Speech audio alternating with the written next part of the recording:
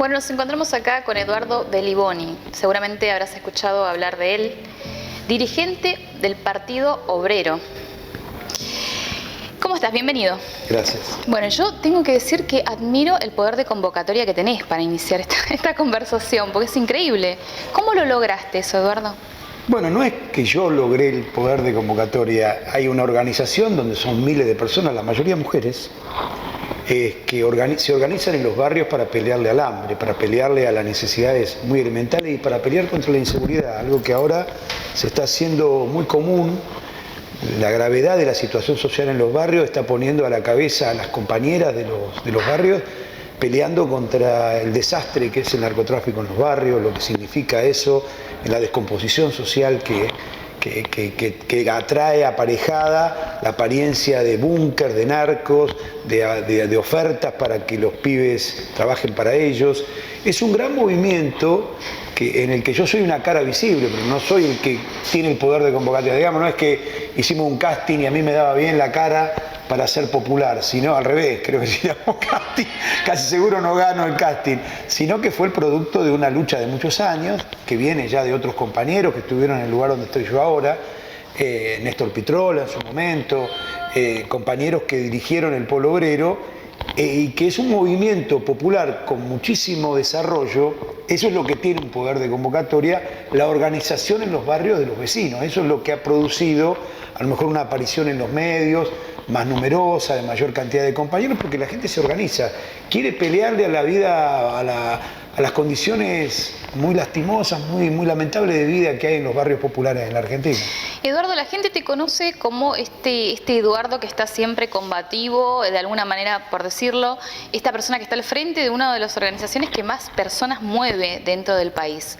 Pero la gente sabe poco, no sabe que sos electricista, que fuiste electricista, recién me contabas que fuiste ferroviario también, y que te despidieron de algunos trabajos por defender a tus compañeros. De todos. Creo que no me quedó ningún trabajo. ¿Sí? Que me despidieran precisamente por eso, por luchar por los derechos de los compañeros.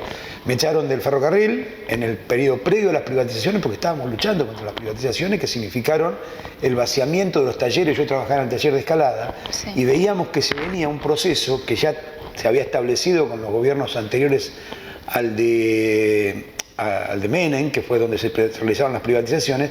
Ya venía un vaciamiento de los talleres, ya vimos que se nos perdía el trabajo, que era lo que más queríamos, como el ferrocarril, que era lo que más queríamos. Yo te decía que yo tuve mucho trabajo, pero el que más quise fue el del ferroviario, porque tiene toda esa tradición del desarrollo argentino, del desarrollo federal, de llegar a pueblos donde nadie llega, de esa mítica máquina a vapor que aparece en la fundación de muchos pueblos, y en un ferrocarril que en un principio sirvió para el colonialismo inglés, lo armaron los ingleses para sacar los productos naturales, pero que generó muchísima vida.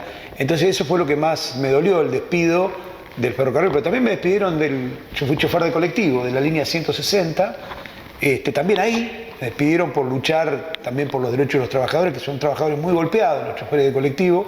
Lo vemos ahora, lo vemos con los asesinatos en los barrios. A mí me ha tocado, donde yo trabajaba, íbamos de Don Orione, que es un barrio en Claypole, hasta la ciudad universitaria, acá en Núñez. Es decir, recorríamos gran parte del conurbano, y los problemas de seguridad, los problemas del estrés laboral.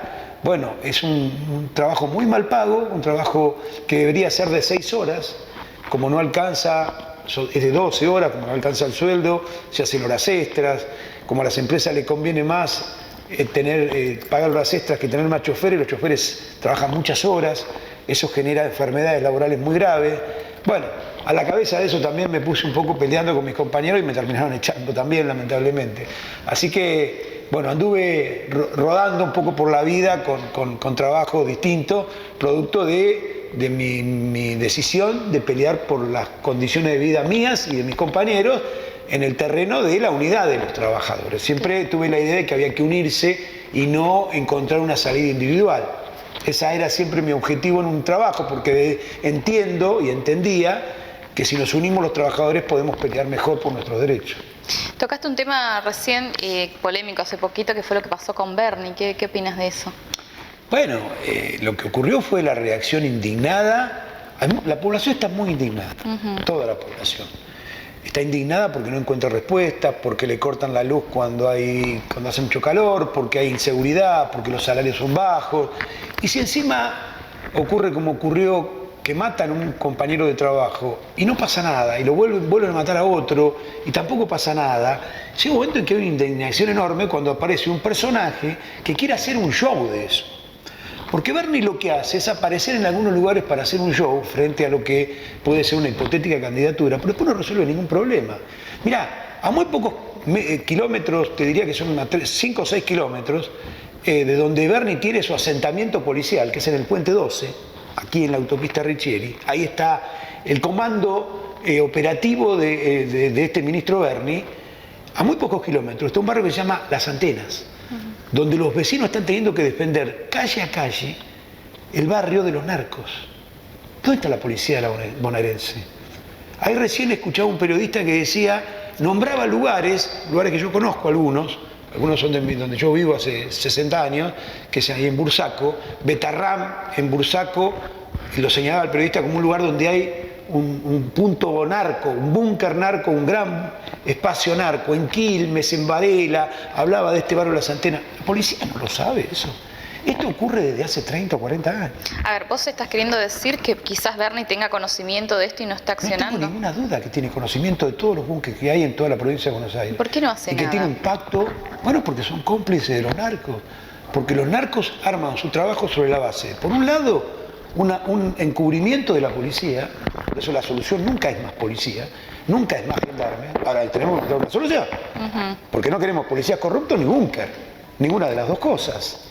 Y por otra parte tiene un apoyo político, porque el gobernador también sabe que hay ahí narcos, todos lo saben. Yo fui, dentro de los trabajos que tuve, fui remisero en la zona sur, ahí en Adrogué y Bursaco. A veces algunas personas te llevaban a algún barrio a comprar, no sabíamos qué. Yo era nuevo en el trabajo hasta que me dijeron que íbamos a comprar. Domingo a la tarde decían que iba a haber un herrero, porque se trabajaba todos los días. Yo trabajaba en la remisería. Iban a ver un herrero, no, iban a comprar droga, en Betarram, donde acaba de escuchar un periodista decir que hay un búnker ahí grande o hay un centro ahí narco. No lo sabe la policía. Tantos años, te estoy hablando del año 95. Yo era remisero en el año 95. En una remisería. ¿Y sigue estando en ese mismo lugar? Sigue estando en ese mismo lugar. ¿Sabes lo que había en la esquina de ese lugar? A mí siempre me llamó la atención porque yo terminé, fui despedido de un trabajo, me puse un remis para tratar de sobrevivir. Sí. Y hacía el trabajo de llevar a la gente. Me llamó la atención siempre que en la esquina había un patrullero, en Betarram. En la esquina de donde fue mencionado ahora, 30 años después, es mencionado, 20 y pico de años después, sí, es mencionado como un lugar donde hay un centro del narcotráfico. Yo pregunté, ¿el patrullero qué hace ahí? Le pregunté a mis compañeros de trabajo. Cuida que nadie robe a los que van a comprar. Cuida a los que, ¿se entiende? Cuida a los que van a comprar. Entonces el negocio está armado, las comisarías tienen un precio. Un comisario que quiere ser comisario de una comisaría paga para que lo manden a un lugar donde tiene cierta cantidad de negocios. Usted ve que un comisario después tiene una vida que no corresponde a su nivel de ingreso. Yo tengo una vida con mi nivel de ingreso, vivo en el mismo barrio hace 50 años. Es decir, yo vivo como he vivido toda la vida. ¿Cómo un comisario puede vivir en un country? Aparte, vivir en un country que es ser multimillonario. Por lo que cobra despensa es lo que yo cobro. ¿Te consta de algún ejemplo que me puedas dar con nombre y apellido, si bueno, se puede? No, digamos, hoy no puedo decir porque no conozco muy bien los comisarios, pero la historia, a uno le decían Chorizo Rodríguez, fue comisario general de la policía bonaerense. Los propios dirigentes políticos en un momento terminan denunciando a los policías porque se les va de las manos, como ocurrió, por ejemplo, con el caso Cabezas, ya que estamos frente a periodistas. Sí. El caso Cabezas es un caso donde un conjunto de policías con una banda de delincuentes que estaban asociadas mataron a un fotógrafo por sacarle una foto a un empresario. Ese entrelazamiento del poder político, de la policía con las mafias, es lo que hace que el delito sea imposible de combatir, porque el que lo tiene que combatir forma parte del delito. Es un problema muy complejo y es un problema que está destrozando la vida de las familias en los barrios, porque los pibes terminan a veces llegando a tener que conchavarse como soldaditos porque el laburo no aparece y porque encima hay un ajuste que le saca los pocos programas sociales que hay, los margina y vacía los comedores populares. Prácticamente lo estamos entregando en bandeja al narcotráfico a ese pibe, si no le damos una oportunidad. Le estamos diciendo, mira, acá tenés uno para contratar. Bueno, eso es lo que está ocurriendo hoy.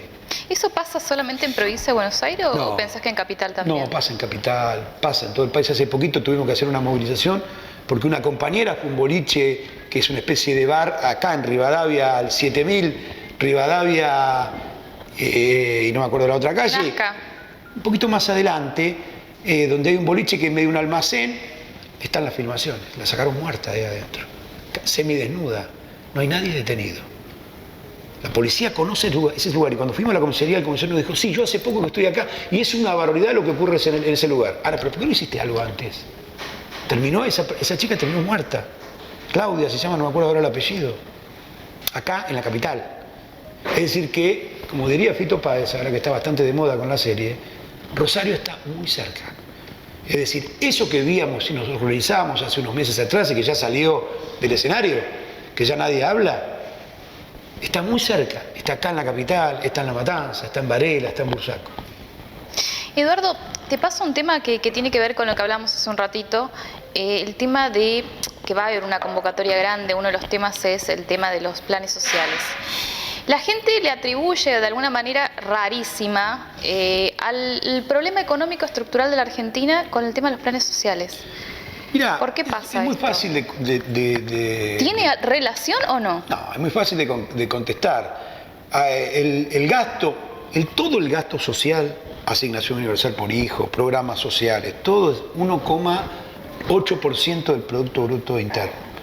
Ahora, la plata que se va en pago de bonos y de especulación financiera es 7 veces eso. Ahí es donde está el desastre financiero y económico en la Argentina, en los enormes subsidios a las grandes empresas, en los bonos que el Estado tiene que sacar porque no tiene recursos y entonces emite, saca bonos, endeuda al país, produce inflación. Ahí es donde tenemos el problema de la economía. No en una persona que cobra un ingreso de 40.000 pesos, que no le sirve apenas para comer. Acá lo que hay es una idea de que la gente que tiene un programa social no lo tenga más de parte de algunos sectores, que incluyen a parte del gobierno, o a todo el gobierno, que es que no haya más planes sociales, para que los trabajadores tengan que vender su fuerza de trabajo lo más barato que quieren los empresarios, lo más barato posible para que los empresarios se beneficien. Es decir, si no hay programas sociales, una persona tiene que vender su fuerza de trabajo hasta por un plato de comida, porque no hay ninguna variante, ninguna alternativa. Tiene que venderse ante el empresario por lo que le dé. Y si le da un plato de comida, tendrá que aceptar el plato de comida, porque si no se muere. Esa es de la libertad de la que hablan los que quieren una reforma laboral que elimine los convenios, como los Milei, como los Bullrich, como los Larreta, como inclusive los sectores del gobierno que se proponen ahora como candidatos. Massa, Scioli, tienen esa idea de que el problema son los derechos laborales, no las ganancias empresariales. Porque tenemos un país destruido, una alta desocupación, gente con problemas económicos hasta trabajando. Digamos, hay pobreza que implica que haya gente que trabaja, igual es pobre, pero resulta que las empresas tienen ganancias multimillonarias. Los bancos han ganado como nunca. Durante la pandemia, las empresas de alimentos crecieron en sus ventas enormemente, porque todos estábamos metidos en casa y lo único que hacíamos por ahí era hacer comida y no comprábamos comida afuera. Como contrapartida, cayeron muchos negocios de acá del centro, sobre todo, que vendían comida para los empleados. Pero bueno, hubo un sector que se benefició muchísimo, mientras todos perdíamos, los trabajadores. Entonces, no es cierto que el problema de la economía son los programas sociales, sino que la economía está destruida al punto de que no puede ni siquiera tolerar que haya que pagar un programa social porque esa gente no tiene trabajo. Por supuesto, la solución es el desarrollo, la creación de trabajo genuino con un salario que además permita hacer del salario y del ingreso de un trabajador una rueda productiva, un círculo virtuoso en el que el trabajador tenga recursos, compre, consuma y pueda desarrollar la producción. Sí. Eduardo, la economía argentina, vos lo venís mencionando, es un tema que no salimos nunca los argentinos de esto, es cíclico, es volver siempre al inicio. Y ¿Qué pensás de esto? Mira, tengo un problema de ¿Cómo base. salimos de esto? Mira, un compañero que te propongo que lo invite, porque un compañero muy inteligente, mucho más que yo, Gabriel Solano, candidato a presidente por el Partido Obrero, sacó un libro ahora recientemente, que es un libro con un título bastante provocador. ¿Por qué fracasó la democracia? El libro es provocador porque parece que estuviéramos diciendo que estamos en contra de la democracia y que queremos la dictadura. Bueno, el que conoce al Partido Obrero sabe que hemos combatido la dictadura desde siempre, pero siempre es bueno aclararlo por las dudas. No hablamos de que la dictadura es mejor que la democracia, lo que decimos es que en las premisas que planteó el origen de la democracia argentina, que era lo que planteaba Alfonsín, con la democracia se come, se educa y se cura, no ocurrió. Tenemos un proceso en el que se va degradando la vida de los trabajadores, la vida de la sociedad, la vida del pueblo en la Argentina, que vamos cada vez peor. El origen de esto es que la Argentina es muy dependiente internacionalmente, es dependiente de los movimientos comerciales y económicos del mundo. Entonces, cuando hay un crecimiento de los productos básicos que hacemos, como la soja en su momento, cuando fue el gobierno de Kirchner, entonces más o menos nos va bien. Pero no hemos logrado desarrollar cosas básicas. Este país tuvo en un momento un conato, un inicio de desarrollo de estructuras básicas, centrales y estratégicas de la economía, que en un momento se terminó. Sí. Más allá de las diferencias que podamos tener, yo no soy peronista ni nunca lo fui, pero la idea de un desarrollo económico que planteó el peronismo en el 45 y que después quedó trunco, sí. La idea de una independencia económica, una de las bases principales que plantea el peronismo, ha sido guardada en el baúl de los recuerdos por los gobiernos de las últimas décadas. Dijeron, no, esto, independencia económica no, nos sometemos a China o nos sometemos a Estados Unidos. Ese es el debate hoy en el gobierno. Ahora, ¿Cristina no quiso terminar con esa dependencia económica? No quiso porque no lo hizo. Digamos, a ver, uno puede decir, a lo mejor lo quería, pero no lo hizo. Era uno de los objetivos de su campaña. Pero no lo hizo. Porque uno tiene que, en la Argentina, para controlar la economía y para dirigirla hacia donde sea beneficio para el conjunto del pueblo, hay que controlar el comercio exterior. Porque la exportación de granos de la Argentina es clave en la economía, lo estamos viendo ahora. El gobierno le está pidiendo por favor y le da un dólar recontra alto a los exportadores, porque si no, no tiene dólares. Y entonces aquí tenemos un grupo, un pool de 4 o 5 grandes emporios comerciales agropecuarios, que son los que determinan lo que se exporta y lo que no se exporta, y lo que se produce y lo que no se produce. El control del comercio exterior lo tiene que tener el Estado y por lo tanto poder organizar qué es lo que queremos producir y qué es lo que queremos vender. Porque en vez de vender el trigo, vendamos el fideo hecho, lo cual va a ser mucho mejor. Si no, nosotros vendemos el trigo y después nos venden los fideos. Una cosa muy vieja que hasta parece mentira que tener que decirla en televisión. Pero sin embargo seguimos exportando trigo y después nos venden los fideos. Entonces tenemos ese problema, tenemos el problema de los bancos. El ahorro argentino no va a parar al desarrollo económico, va a parar a la especulación financiera, porque los bancos se dedican a eso. Entonces necesitamos una banca nacional. Necesitamos que haya una banca nacional que destine el ahorro al desarrollo productivo. ¿Y por qué no se hace? Porque los gobiernos están comprometidos. ¿Qué es el fracaso de la democracia? Es el fracaso del capitalismo en la Argentina como modelo de desarrollo económico. Ha fracasado, porque la democracia tiene un contenido. El contenido de la democracia argentina es una democracia capitalista, en donde primero nos hicimos cargo de una deuda de la que no somos responsables, ya desde la época de la dictadura militar. Se nacionalizó una deuda externa que habían contraído los grandes empresarios y que la pagamos entre todos. Ese es el origen de la deuda externa. Se terminó de pagar en la década de Kirchner. Se termina de saldar una parte, seguíamos con deudas, y se vuelve un proceso de endeudamiento otra vez, que nos vuelve a dejar atados de pies y manos, ya prácticamente como una colonia, en donde tenemos que hacer todo lo que nos dice el Fondo Monetario Internacional, producto de una deuda contraída nuevamente para resolver el problema de la economía nacional que no logra desarrollar. Si no logra desarrollar, por esto que le digo, porque no tenemos el control del comercio exterior, porque no tenemos el control de los recursos nacionales. En la Argentina había una gran empresa petrolera que hoy casi no existe como empresa nacional. Es una empresa seminacional y semiprivada. Tiene una parte de las acciones, pero los recursos de este país están en manos privadas, de grandes empresas y corporaciones mundiales. El oro, la minería. En Santa Cruz, me decían los compañeros, estuve en Caleta, Olivia, que la exportación de oro y plata, solamente de oro y plata, en Santa Cruz fue de 2.500 millones de dólares. No entró un peso de eso a Santa Cruz. Bueno, pero fue el proyecto que inició Cristina, ¿no? Con la estatización, ¿o no? Pero fue un proyecto a medias, porque no se terminó de estatizar, ni se terminó de desarrollar. para estatizar también tiene que ver al servicio de qué está esa estatización. Sí.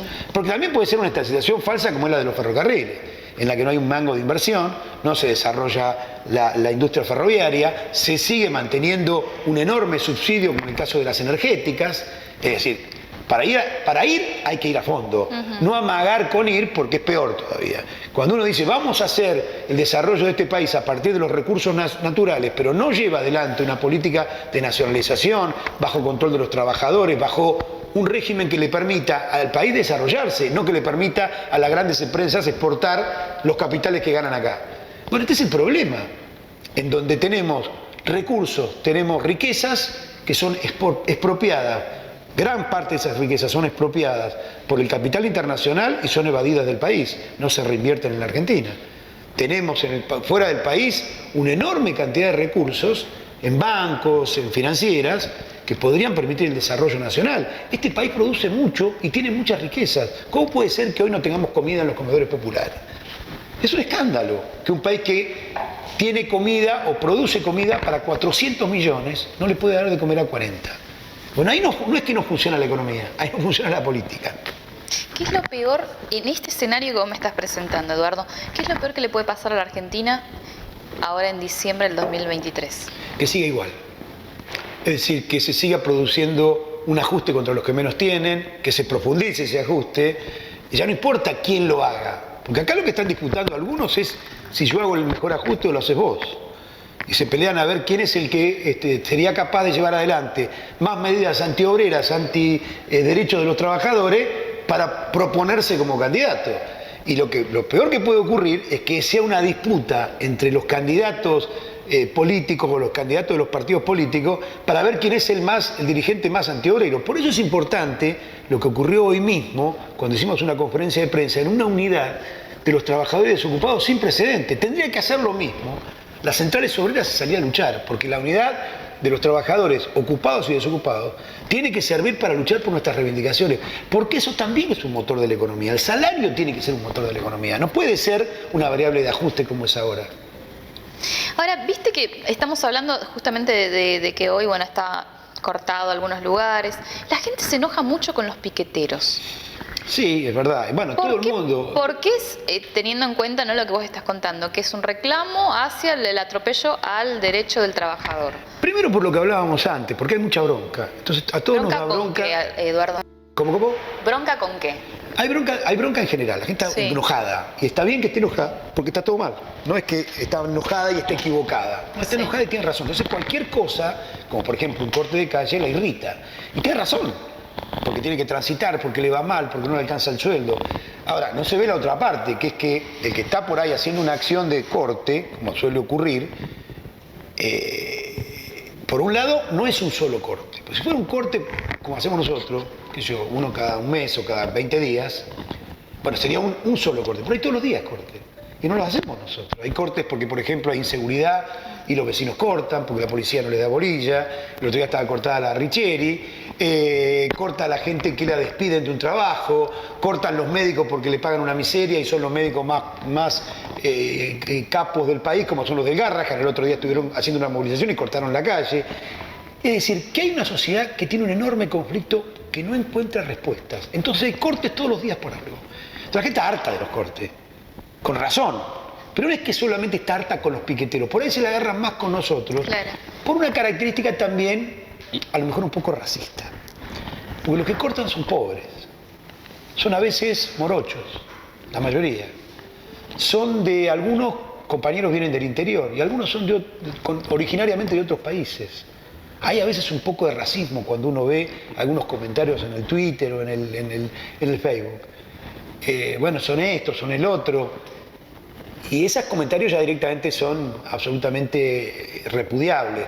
Pero después la gente está enojada con razón y tiene que reflexionar aunque esté enojada, porque si no se resuelven los problemas, va a haber más cortes. Se va a incrementar la cantidad de movilizaciones que va a haber. Entonces tenemos que ver cuáles son los problemas. El otro día me pidieron una reunión y yo fui, porque voy a donde me invitan, voy, los comerciantes de la Avenida de Mayo. ¿Qué tiene que hacer con los comerciantes de la Avenida de Mayo? Bueno, querían una reunión porque estaban preocupados. Y eso que nosotros no vamos mucho por la Avenida de Mayo, pero todo el tiempo hay movilizaciones por la Avenida de Mayo.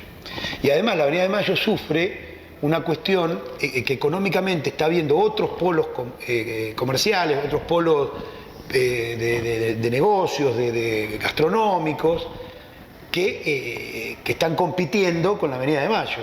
Y además, mucha gente ahora hace trabajos virtuales. Y hay una cantidad de cuestiones y encima las movilizaciones.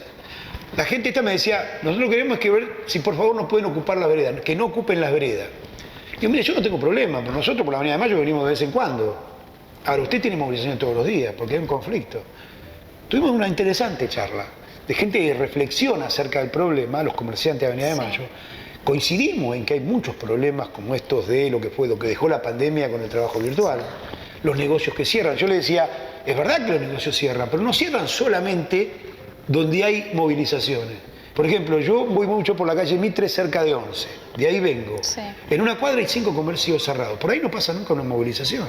Es que ha caído el poder adquisitivo de los trabajadores, cae en la venta. Entonces hay muchos comercios que terminan cayendo en la volteada. Porque bueno, cae el consumo, uno consume menos, hay más negocios que empiezan a tener problemas para mantener los impuestos, el costo que tiene hoy un negocio en el centro. Eduardo, hay una creencia, y no puedo dejar de preguntarte esto porque es algo que está siempre en tema y nunca tuve la posibilidad de preguntarle a ninguno. Hay una creencia de que los planes sociales los cobran la mayoría de los extranjeros. Hay un tema de enojo con las leyes migratorias. ¿Esto es así? No, no es la mayoría. Hay gente que tiene 40 años en la Argentina, ya no sé si llamarle migrante. Cuando uno se pasó 40 años en un país, ya es del país. ¿Pero se cumple ese control o le da plan a las personas que, no sé, tienen un documento argentino que te lo sacas en 6 meses? No. Uno siendo extranjero, pero teniendo la residencia, tiene acceso a una cantidad de beneficios, con lo que yo estoy de acuerdo. ¿Estás de acuerdo con eso? Por supuesto. ¿Por qué? El que vive acá tiene que tener los derechos, porque trabaja acá, vive acá, aporta acá. Nuestros padres, nuestros abuelos fueron inmigrantes. No es que venimos, todos somos originarios. ¿Quién es originario? Deben quedar algunos pocos, lamentablemente. Pero todos los demás venimos de afuera. ¿Vos lo que entendés? Y cuando llegamos a este país, nuestros abuelos vinieron para irse. ¿Vos decís que es una cuestión racista, esa creencia? Hay en parte una cuestión racista, porque si el que viene acá a la Argentina es un inglés que ocupa parte de la Patagonia como Lewis, nadie parece tener problemas con eso. Ahora, si es boliviano, peruano, paraguayo, ahí ya empiezan los problemas. Pero es equivocado, porque en un mundo como este, la migración es una constante y lo que va a ocurrir todo el tiempo. Nosotros, nuestros hijos, nuestros nietos, se van a ir a otros países probablemente. No importa si le va bien acá, también querrán conocer otros países, se instalarán en otros países. El mundo no es lo que era hace 100 años, que estaba cerrado y que cada país se metía para adentro. Hay una gran migración y no está mal que eso ocurra, que se mezclen las distintas etnias, que se mezclen las distintas razas, que conozcamos otras costumbres. Está muy bueno eso. Pero la gente que vive acá hace 30 años, 40 años, tiene hijos argentinos, es argentino, digamos, es uno más. ¿Por qué lo vamos a discriminar? Incluso yo creo que la persona que vive acá 30 años, aporta acá durante tendría que poder elegir presidente, tendría que tener todos los derechos plenos. Acá hay una persona que hace 40 años que vive en la Argentina, de cualquier nacionalidad, no importa del cual sea, vive hace 40, tiene sus hijos, toda su familia acá. ¿Por qué no va a tener todos los derechos y va a tener algún tipo de discriminación por ser extranjero? Quizás porque los argentinos en otros países no la tienen. No, ¿en qué país, por ejemplo? En algunos lugares Bolivia, la tienen. Eduardo, hace poquito, andate a Chile de vacaciones. Bueno, ¿por qué vamos a copiar las peores cosas de otros países? ¿Por qué nos copiamos las buenas cosas? Por ejemplo, México ha recibido históricamente a todos los inmigrantes de todo el mundo, sobre todo a los perseguidos políticos. Porque el único lugar en el mundo que se recibía a los deportados, a los perseguidos del mundo, era México, y es México. ¿Por qué no copiamos eso? En vez de copiar las peores cosas de un país que dice, no, acá que no venga nadie y que solamente los que somos nacionales. ¿Nacional quién es en Chile? ¿Los que estaban en Chile antes de la colonia o los que vinieron después? Es decir, somos argentinos, somos chilenos, somos paraguayos, somos seres humanos. Yo no estoy de acuerdo con la idea de que si alguien vive detrás de una línea frontera dibujada por alguien, es distinto. ¿Qué diferencia hay entre un jujeño que vive en La Quiaca y uno que vive al lado en Bolivia? Ninguna. Ninguna. Hasta tendría que tienen el mismo... Eduardo, la misma opinión de todo, de la cultura, de la religión, de sus costumbres, exactamente la misma. Las fronteras son absolutamente artificiales. El tema es que también sea recíproco, Eduardo, porque bueno, si para ellos no son así con nosotros, ¿quién está perdiendo? Eso es como los vecinos en el barrio. Sí. Yo me comporto bien con los vecinos. Si el vecino mío es un sinvergüenza, yo no me voy a comportar mal. Yo quiero comportarme bien. ¿Y eso no perjudica económicamente a la Argentina? No, al revés. Los extranjeros que viven en este país son los que más trabajan. Usted agarra una obra en construcción, son todos paraguayos. Sí. La mayoría de la ropa que tenemos encima la cocinaron los bolivianos. Las mejores comidas las hacen los peruanos. Entonces, ¿en qué perjudica a alguien que trabaja e incorpora algo a la vida económica de este país? El que perjudica es el que no hace nada, el que acapara tierras como Lewis, al que parece a nadie importarle. O el que viene acá y se lleva el oro, la plata, el cobre, el petróleo que tenemos en la Argentina. O el litio, que ahora está tan de moda. Ese es el que perjudica la economía argentina. Pero un trabajador, no importa la nacionalidad que tenga, sea húngaro, sea ruso, sea ucraniano, sea boliviano, si trabaja y desarrolla parte de la economía de este país, está muy bien. Este país se hizo con inmigrantes. ¿Por qué vamos a rechazar a los inmigrantes? Está bien. ¿Qué piensas de Alberto? Estamos hablando de Fernández. Sí, Alberto Fernández. Yo sé de tu opinión de Cristina y de Macri, pero Alberto... Alberto es el producto de una maniobra que parecía genial cuando se produjo y que al poco de andar nos dimos cuenta que era un desastre. Suele ocurrir... ¿Qué falló en Alberto? No falló Alberto. Falló aquel que armó ¿Le votaste la a Alberto? estrategia genial. ¿Yo? No, nosotros en el 2019 hicimos un congreso del Polo Obrero en Punta Lara donde caracterizamos este gobierno. Y tengo el documento para probarlo, porque está publicado.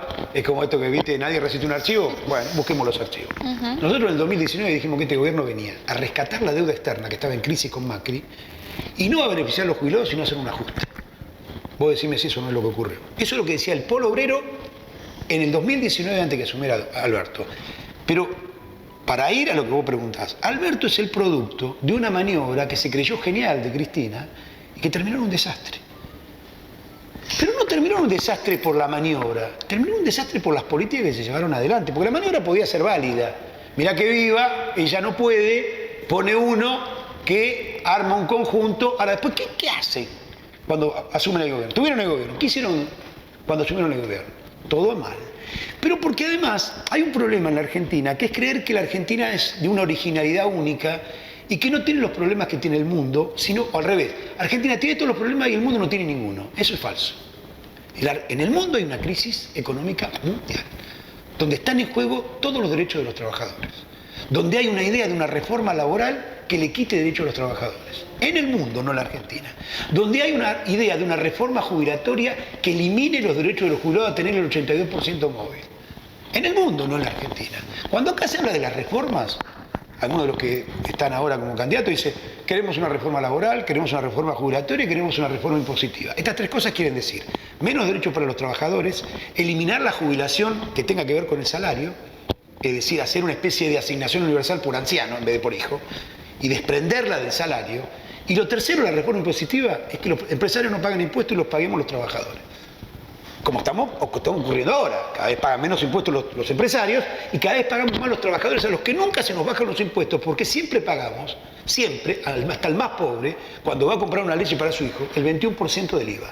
Ese es el impuesto más caro que hay, el que más recauda y el que más pagan los trabajadores. Nadie lo toca. Nadie toca el IVA. Los aportes para la jubilación. Viste que hay una crisis con la jubilación. Todo el mundo habla. El sistema jubilatorio. Ahora, durante Menem, se quitaron los aportes patronales, un 11% de los aportes patronales. Nunca más se restauraron para que el jubilado se pueda jubilar. Nadie los restauró. ¿Cómo no va a haber una crisis con el sistema previsional? Hay una crisis con el sistema previsional porque sacaron lo que aportaban los empresarios, no lo aportan más. Estas son las tres reformas de las que hablan todos. Habla Cristina, habla Massa, habla Bullrich, habla Milei, hablan todos de estas reformas. Nosotros estamos en contra de las tres reformas. Eduardo, se habla de que hay un posible arreglo entre Rodríguez Larreta y Alberto Fernández. ¿Qué te parece? ¿Eso es pensamiento que no está... no me lo habían comentado. ¿No nunca. te lo habían comentado? ¿En qué sentido? Un arreglo político que posiblemente podría llegar a incluso a darle los votos de Alberto a Larreta. Es una creencia que está... Puede ser, muy... qué sé yo. No sé cuántos votos tiene Alberto. Ese es el único De problema. Alberto no, pongámosle el kirchnerismo o el peronismo. El arreglo en sí sería de Cristina con Larreta. De Cristina con Larreta para que gane Larreta y no gane Bullrich. Sí. Yo qué sé, puede ser. La verdad que... ¿Es factible eso?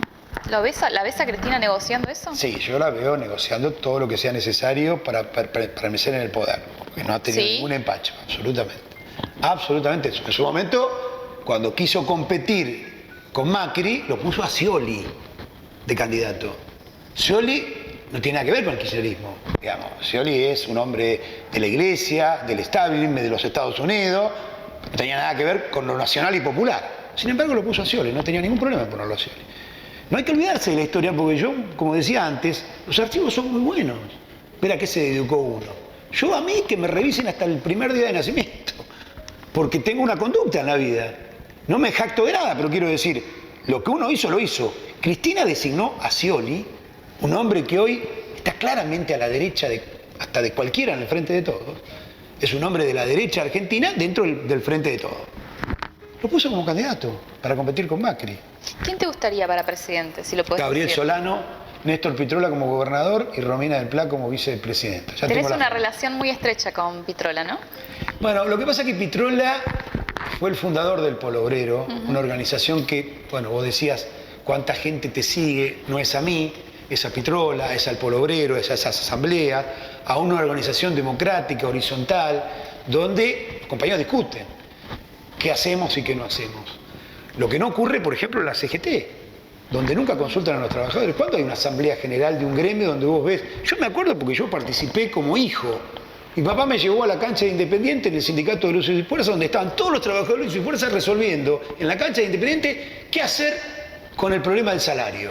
No ocurre más eso. Los trabajadores no se reúnen en la asamblea para discutir porque no los convocan los dirigentes sindicales.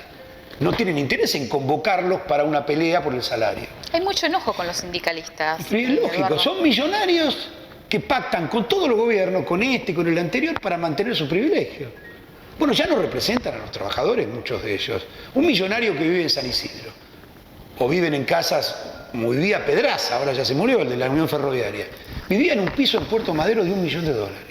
¿Qué trabajador ferroviario puede tener un piso? No, puede ser que el dirigente sindical tenga una vida de empresario y el trabajador tenga una vida de pordiosero, no pueda llegar a fin de mes. Ahí hay una contradicción que hay que resolver echando a esta burocracia de los sindicatos y eligiendo trabajadores que vivan como un trabajador. No que se separen social, económica y hasta políticamente del trabajador, porque tienen otros intereses. El interés que tiene un dirigente sindical es el interés propio, de seguir manteniendo su privilegio si vive en Puerto Madero y no le pregunta a los trabajadores si están de acuerdo o cómo están en el sindicato. Si hace asamblea, tiene que haber asamblea, tiene que haber plenario de delegados, no hay más, no existen más. ¿Tenés esperanza que esto cambie, Eduardo? Sí, no tengo esperanza, tengo la convicción de que hay que luchar para que cambie. La esperanza es una palabra que casi hasta da lástima. Yo tengo esperanza, tengo la convicción de que peleando podemos salir, peleando podemos defender las reivindicaciones, pelear por más reivindicaciones para nuestra clase. Yo me considero un hijo de la clase obrera, soy un trabajador de toda la vida. Mi concepto de la vida es la vida de los trabajadores, la vida con amigos, con compañeros, con gente que tiene el mismo interés. Mirá, la vida puede ser maravillosa. Lo terrible es que un grupito, un puñado de gente nos los haga tan difícil, sobre todo a los pibes. Que estén pensando en irse, que estén pensando en cualquier cosa, los pibes de los barrios estén pensando en reventar su vida de cualquier manera. Pero la vida es extraordinaria, puede ser maravillosa. ¿Por qué no pelear para que lo sea?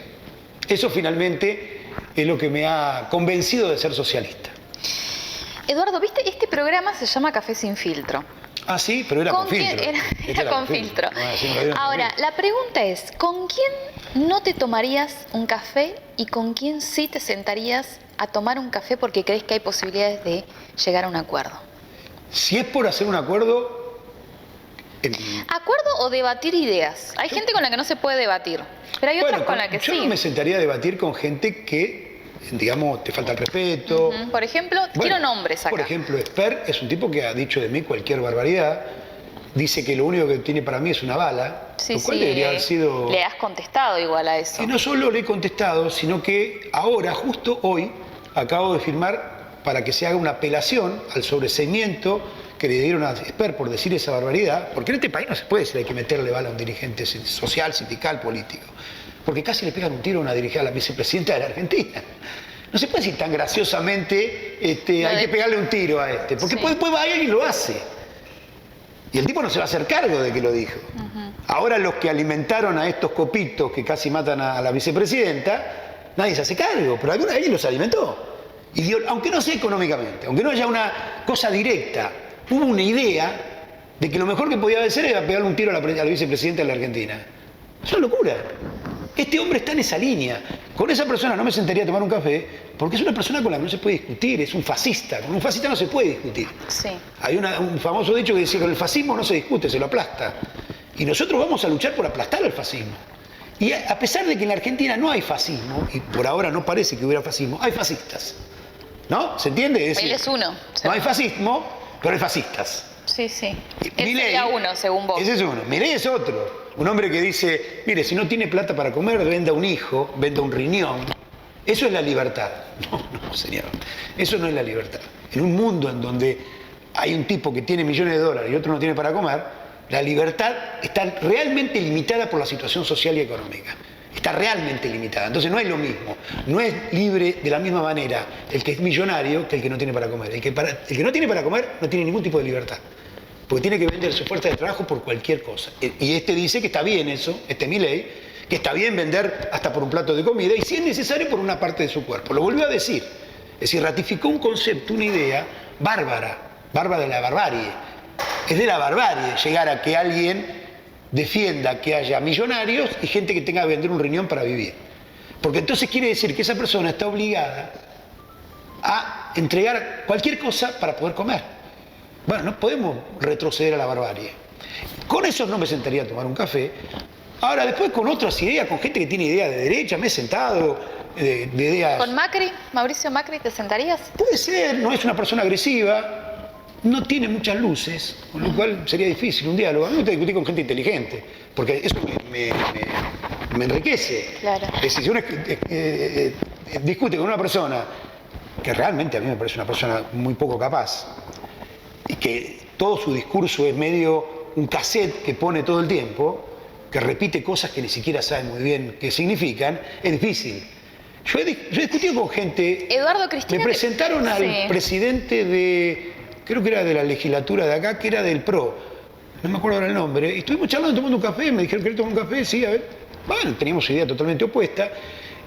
Me causó gracia porque él fue asesor de Fukuyama. Fukuyama no es muy conocido ahora, estamos hablando de cosas viejas, pero Fukuyama, cuando se produce la caída del muro de Berlín... ¿Marcos Peña es el que estás hablando?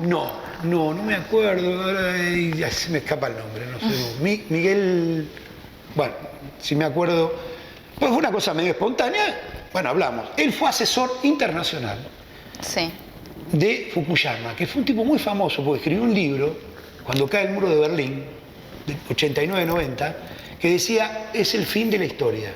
No hay más discusión sobre capitalismo y socialismo, sino que ha triunfado el capitalismo. El tipo se hizo muy famoso con eso. Y después se vino abajo, porque el capitalismo no es que fue el fin de la historia, siguió funcionando sin, entre comillas, rival, y terminó en un desastre igual. No tenía rival. No estaba el socialismo, que para nosotros no era socialismo, del estalinismo, y sin embargo no pudo resolver los problemas más elementales de una gran parte de la población mundial. Me causó gracia porque justo habíamos estado hablando de Fukuyama en otro programa y este hombre había sido asesor y se reía porque yo le decía, en un momento, en los 90, los libros de Lenin estaban regalados. Y había compañeros que iban y los compraban porque nadie los quería. Porque decían, esto ya pasó de moda, Lenin, el socialismo. Pero estaban regalados. Algunos los comprábamos para poder decir, bueno, ahora se puede comprar. Nadie los quería. Bueno, ahora los libros que nadie quiere son los de Fukuyama. Porque no es verdad que terminó la historia. El capitalismo siguió funcionando, siguió haciendo desastres y hoy tenemos que seguir pensando si no hay una alternativa al capitalismo que destruye la vida, la naturaleza y que nos lleva al lugar donde estamos hoy, en un medio de una guerra mundial. Eduardo, con Cristina, ¿te sentarías a tomar un café? Sí, por supuesto. Me he sentado con cristinistas, me he sentado con Grabois, que casi es el alter ego. Sí. Y no tengo ningún problema. Y te digo, si me siento con una... Lo que a mí no me interesa discutir, y con periodistas. ¿Te parece inclusive. inteligente, Cristina? Sí, creo que es muy inteligente. Que es un cuadro de lo que sería lo que nosotros llamamos la burguesía.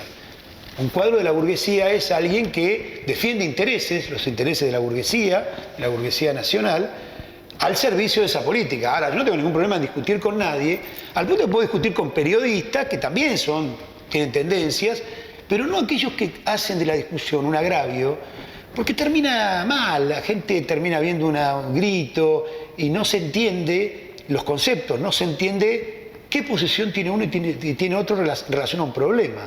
Yo puedo discutir con cualquier persona que se siente a debatir, de hecho lo he hecho en paneles, con personas que me llaman en forma opuesta a lo que yo pensaba. Y me parece que esa es la forma de debatir ideas y el que escucha, el que ve, diga, a ver, tiene razón esto, tiene razón esto. O yo compro más esta idea que esta, me parece mejor esta idea que esta idea.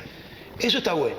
Y así es como uno aprende y las personas también entienden qué dice una persona y qué dice la otra, cuando se hace en la claridad, se hace en el respeto de las ideas. Eso a mí me parece, siempre me gustó. Desde chico me gustó escuchar distintas ideas, distintas posiciones, hasta que finalmente entendí que la mejor era la del socialismo y la del Partido Obrero.